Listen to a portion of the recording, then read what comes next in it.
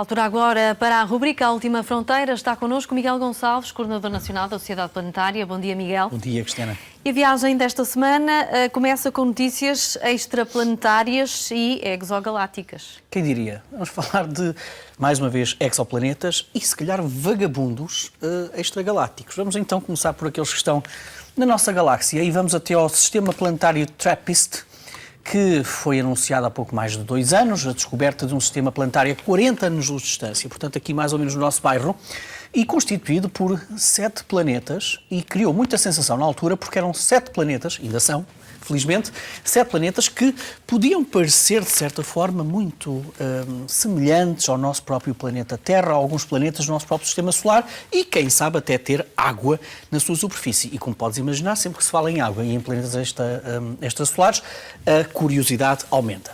Ora bem, quando os astrônomos descobrem planetas fora do nosso sistema solar, utilizam vários métodos, muitos deles indiretos, grande parte deles indiretos, mas que não dão, cada um dos métodos não dá todos os parâmetros físicos de um exoplaneta. E, portanto, é apenas combinando vários tipos de observações, vários tipos de técnicas, que nós conseguimos ter, com maior precisão, os parâmetros do planeta. A sua massa, a sua densidade, o seu volume, eventualmente até a sua temperatura, a sua atmosfera. E, portanto, a notícia desta semana relacionada com o TRAPPIST é, no fundo, o resultado da observação feita por vários telescópios e utilizando uma técnica muito particular que nos dão mais informações sobre os planetas. Qual é a principal conclusão? É que nós estamos a falar de planetas que não são estéreis e que, de facto, a água ou os elementos voláteis, ainda não sabemos muito bem se será água ou não, mas a grande desconfiança é que será mesmo a própria água, tem um papel muito importante nesse sistema planetário. E porquê? Porque todos eles têm água. Alguns podem ser mesmo água líquida, outros sob a forma de água congelada, e que pode chegar até a cerca de 5% da sua massa. Ora, Cristiana, para teres uma pequena ideia, o nosso planeta Terra tem apenas 0,02% da sua massa em água. Ou seja, estamos a falar de planetas com muito mais água do que o nosso próprio planeta Terra. Pode ser bom para a vida, como pode ser mau. Nós também temos estudos da área da astrobiologia que nos dizem que planetas com muita água pode ser complicado para ter vida. Mas o mais interessante é como é que os cientistas chegaram a esta conclusão. Chegaram a esta conclusão de uma maneira muito interessante. Todos estes planetas orbitam muito próximo da sua estrela. Estes 7 planetas orbitam mais próximo da sua estrela do que Mercúrio orbita o nosso Sol. E, portanto, os maiores planetas exercem uma influência gravitacional muito maior ou claramente perceptível sobre os planetas com menor massa. E, portanto, foi através deste jogo gravitacional entre planetas que estão todos encaixados, digamos assim, muito próximos uns dos outros, que os cientistas conseguiram chegar a valores sobre as densidades destes exoplanetas. E por isso é que chegaram, então, a este valor de cerca de 5% da massa de alguns destes planetas corresponderem a elementos voláteis, provavelmente água. Mas também chegaram a outra conclusão, que é um dos planetas, precisamente o E, muito provavelmente é aquele planeta mais parecido com a Terra. É um planeta que tem aproximadamente 30%, ou melhor, é um bocadinho mais denso que o nosso próprio planeta e, portanto, pensa-se que o núcleo será eventualmente maior, mais rochoso do que o nosso próprio planeta. Portanto, à custa do facto de serem planetas muito próximos uns dos outros, nós conseguimos chegar a outros valores. Entretanto, já estamos a ver imagens de vagabundos, ou pelo menos é isso que pensam os astrónomos que tiveram uma sorte tremenda nesta descoberta. Então o que é que eles viram? Um conjunto de astrónomos estava a observar um quasar, ou seja, uma região numa galáxia, no centro de uma galáxia tem um buraco negro em total ebulição. Portanto, uma zona, um chamado hotspot, digamos assim, de grande atividade energética. E quando estavam a analisar esse quasar, eis que subitamente apareceu uma galáxia pelo meio. Portanto, apareceu uma galáxia a cerca de 3,8 mil milhões de anos-luz de distância e, portanto, tínhamos entre a Terra e esse quasar uma galáxia a passar. Ora, isso deu origem ao que os astrónomos chamam uma microlente gravitacional. Ou seja, o quasar mais distante, o buraco negro, tem obviamente uma massa tremenda, serviu de lente gravitacional àquela galáxia que se meteu pelo meio. E então o que os astrónomos descobriram aí foi algo de absolutamente notável.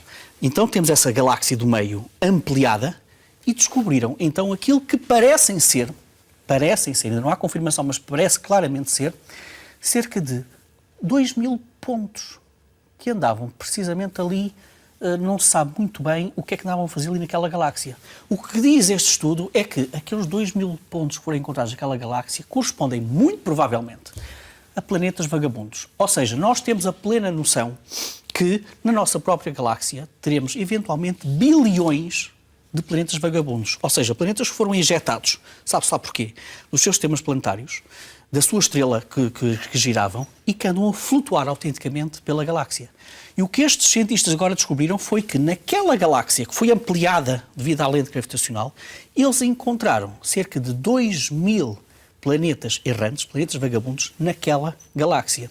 O que só dá mais força à teoria que diz que os planetas vagabundos são entidades, são corpos absolutamente vulgares nas próprias galáxias. E, portanto, as estimativas que nós temos hoje em dia para a quantidade de planetas vagabundos será entre os bilhões e os trilhões numa galáxia. Portanto, eventualmente estamos perante a detecção, pela primeira vez, de planetas vagabundos fora da nossa galáxia. Ou seja, numa galáxia que se meteu pelo meio entre uma fonte de grande massa que se viu de lente gravitacional. Portanto, foi também um grande tiro de sorte para os astrónomos.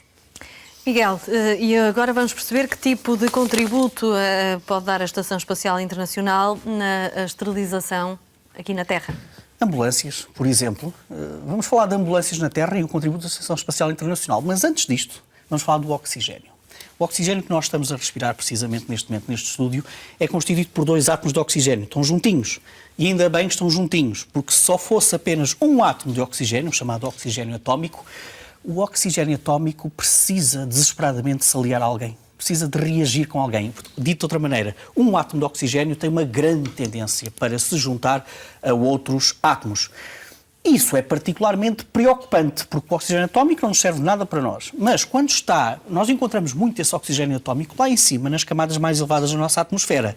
E esta senhora que nós estamos a ver, que é a Estação Espacial Internacional, poderia ter sofrido muito com isso, porque os primeiros desenhos do revestimento da Estação Espacial Internacional não contemplavam a ação do oxigênio atómico, dito de outra maneira, de acordo com fontes da NASA.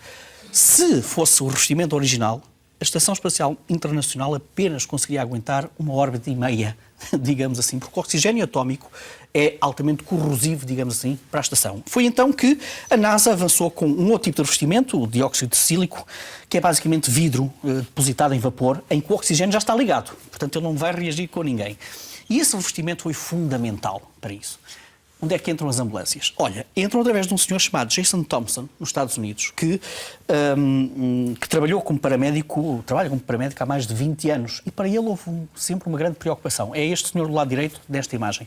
Para ele houve sempre uma grande preocupação, que foi a esterilização, não só das pessoas em si, portanto, não chega apenas a lavar muito bem as mãos, nomeadamente para paramédicos, mas também para as próprias ambulâncias, para os próprios instrumentos das ambulâncias. Porque, obviamente, que os paramédicos e as ambulâncias são sujeitas a grandes doses de contaminação. Ele ficou particularmente preocupado em 2014, na altura da epidemia do ébola, porque, de facto, essas condições, essas questões de segurança e de desinfectação, para prevenir a contaminação, estavam no auge. E então ele criou uma espécie de uma nebulização de um instrumento que, quando atirado para o interior da ambulância, poderia de facto ter uma grande capacidade para desinfetar a ambulância e o seu instrumento. Mas havia um problema. É que aquele instrumento que ele estava a utilizar, a composição química que ele estava a utilizar, também atacava o sistema elétrico da ambulância. Portanto, era preciso fazer alguma coisa. Ou seja, ele tinha que criar um instrumento portátil, pequeno, barato, e que não atacasse precisamente aquilo que nós estamos a ver, que não corroesse as instalações da ambulância. E então o que é que ele fez? Pediu ajuda à NASA. E a NASA, ao abrigo de um protocolo que a NASA tem nos seus centros regionais, com empresas também regionais, recebeu o nosso amigo Jason Thompson e analisaram este caso. E a responsável da NASA, na altura, eu penso que era o Centro Glenn da NASA, lembrou-se precisamente do revestimento da Estação Espacial Internacional e da constituição e de como o oxigênio atómico poderia, na Terra e nestes casos, ser um ótimo desinfetante. E então, utilizando precisamente o que sabia sobre o revestimento da Estação Espacial Internacional, indicou a este nosso amigo que, se calhar, uma mistura com outro tipo de elementos químicos, baseados precisamente na Estação Espacial Internacional, poderia ajudar. E o que ele apontou foi uma mistura com água e ácido peracético e peróxido de hidrogênio, que é uma coisa bonita de se dizer a esta hora, poderia precisamente ser a solução para atuar de uma maneira muito rapidamente. Foi assim que ele fez. Criou então uma solução baseada nisto e então este novo instrumento é altamente eficaz, demora apenas 1 hora para desinfetar e desinfeta cerca de 99%. Agora apenas 1 minuto, Miguel, para falarmos das missões espaciais. A última da SpaceX, a mais mediática pelo menos. Foi claramente a imagem da semana, o nosso Starman a caminho em direção a Marte. Enfim, houve uma pequena polémica sobre se em direção a Marte ou a cintura de asteroides. É praticamente quase a mesma coisa, não é isso que está aqui em causa. Eu gostava apenas de revelar o seguinte. Em primeiro lugar, quase parece ficção científica. E é verdade, o próprio Musk pensou o mesmo. Porquê? Porque aquele Don't Panic que nós vemos no Tesla vem de literatura de ficção científica, do Richard's Guide to the Galaxy. E uma cópia desse livro está precisamente neste carro, tal como 3 livros da saga Fundação de Isaac Asimov. E porquê um Tesla? Sabes que nos últimos dias veio à baila um pequeno fediver que dizia que, e confirmado, aliás, que o plano inicial não era por um Tesla ali. Foi proposto, Elon Musk teve conversas informais com a NASA e com a Força Aérea Norte-Americana para colocarem lá algo científico, um payload, digamos assim, científico. Mas a NASA e a Força Aérea terão recusado porque não queriam investir muito dinheiro em algo que podia correr muito mal. Isto era um teste experimental e por isso é que Elon Musk disse: muito bem, então vou pôr o meu próprio carro aqui.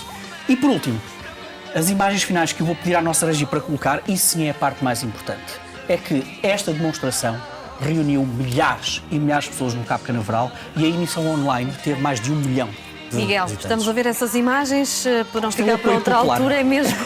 Estamos mesmo final. no fim do tempo. Muito obrigada. Muito obrigado. E até o próximo domingo. Fechamos esta hora, voltamos já a seguir para a terceira hora de Bom Dia Portugal. Até já.